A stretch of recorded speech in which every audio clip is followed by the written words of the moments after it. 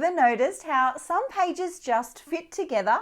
It's as if the pieces simply fall into place. It may seem like this comes super easy to me. Not so. It's a skill I've learned. The good news is you can learn it too. Hey creative friends, it's Gwen. In today's video, I'll share what I've learned when it comes to layout design. More often than not, the only reason a page comes together is because I planned it that way. Let me show you how. These supplies have been very generously sent to me by Crazy Craft Obsession. They are an Australian craft store that specialise in scrapbooking, paper crafts and mixed media. They ship Australia-wide and also to New Zealand. I'll be sure to leave a link in the description box below so you can go and check out the amazing supplies they have on offer. Today I'll be creating with Pink Fresh Studios Sunshine on My Mind collection.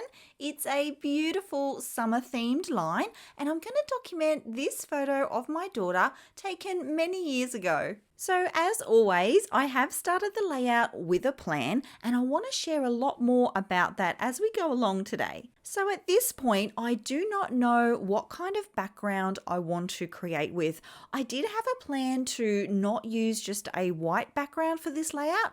I used to make a lot of pages with pattern paper backgrounds and I hadn't made one in ages, so I really wanted to try that again for today's share. After auditioning a few options, I did decide on this one here.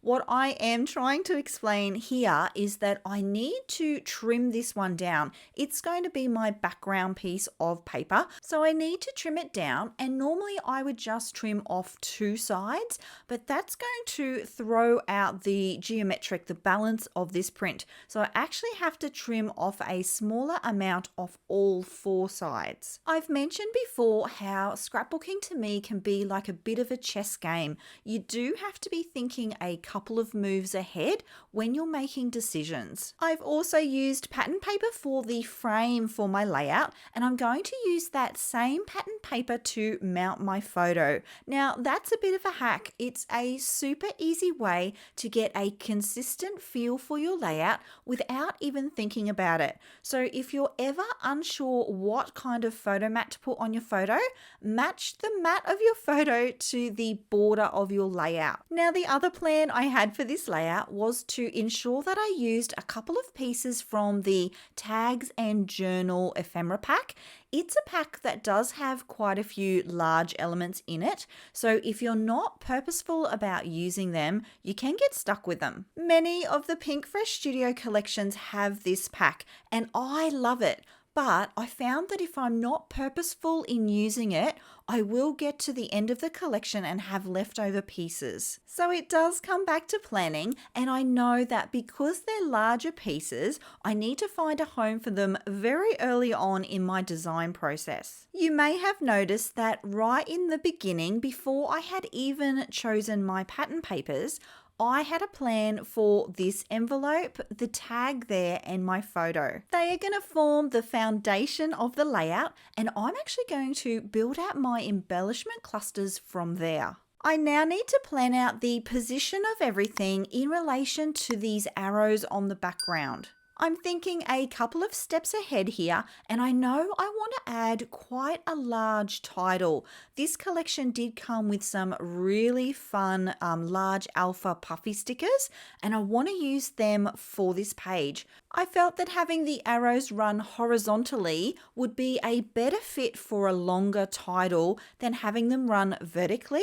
Can you see how everything fits together and how everything is related to each other?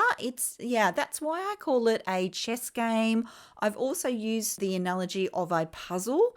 Everything needs to fit together to get that really finished look at the end. It's now time to build out the layers and the clusters for the page, and I do want to add in an extra couple of paper layers here. I love this paper punch. It creates a bit of a notebook edge, super versatile, and it's a really lovely way to add texture and interest to a layout without adding bulk. I'm going to place a paper strip down the left-hand side of the layout, and it's going to act as a bit of an anchor for all the other embellishments. So at this point, I have also added in a couple of florals. I know that this embellishment cluster is going to need to run in a very landscape way. Oh yes, and see this super tiny piece of floral? I used the much larger part of it on a previous layout, and I'm going to use this bit up on this page. So there's proof that you can fussy cut out the smallest little elements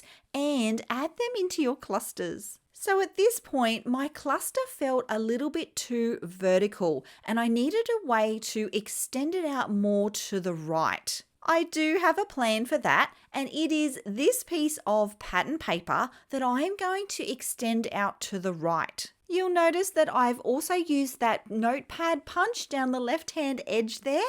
That's to help it feel consistent with what I've already got happening. It's time to work on the title. I am going with the word sun-kissed. And yes, even the title was planned out. I knew I wanted to have it be just one word, but I also knew that I wanted it to be quite a long word, a substantial word that I could pair with these alphas that are quite substantial and that I could then run it so that it fit across the top of my layout. So it is sitting there on the alignment guide. I do want to nut out here some of the other embellishments towards the right-hand side of the layout. The position of those could indeed affect the position of the title, so I need to sort that out first. I did do a quick sweep through all of the embellishments and I have selected a few favorites.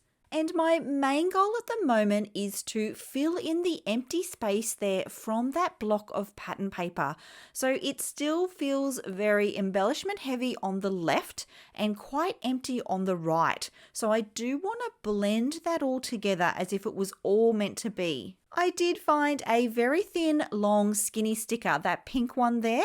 It was perfect because, again, it fits with this landscape sort of direction that we're going with the layout, and it does tie in color-wise to elements that are on the left. I feel too that because it's such a contrasting color to what's behind it, it does lead the eye across the page. I'm also going to add in here this envelope, and I'm going to tuck it behind my photo so it will only poke out a little bit and it will just break up that big square of the pattern paper. Now, what I did forget to mention is all of these elements are still very separate from the background.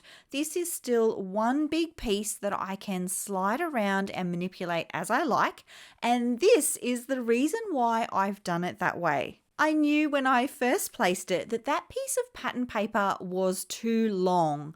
The thing is though, I didn't know how long it really needed to be. It's not a coincidence that it's the perfect length at the end of the layout because I actually positioned all of the embellishment pieces first and then trimmed it to the correct length. The reason I was able to do that was because I purposefully left that door open by not attaching these pieces to my background. And that's what I mean when I say I'm working several steps ahead, so checkmate. With that all sorted, I can now go and attach that large piece to my background, and guess what? Because I know the exact dimensions of it, I know exactly how to center it on the page. I've also added in now the rest of my title, and I will go ahead off camera and add some stitching through those puffy stickers. I really love the look of that. And that's going to call the layout done. I'll be sure to leave here some close-up images so you can see all of the beautiful details in the embellishment cluster, the stitching, and how the page really fit together. Are you a slow scrapbooker? Would you like to get more pages done in less time? Make the most of the time you have to scrapbook by watching this video next. It's full of my best tips and tricks for scrapbooking faster while still creating stunning pages. I'll see you all again very soon. Until then, bye!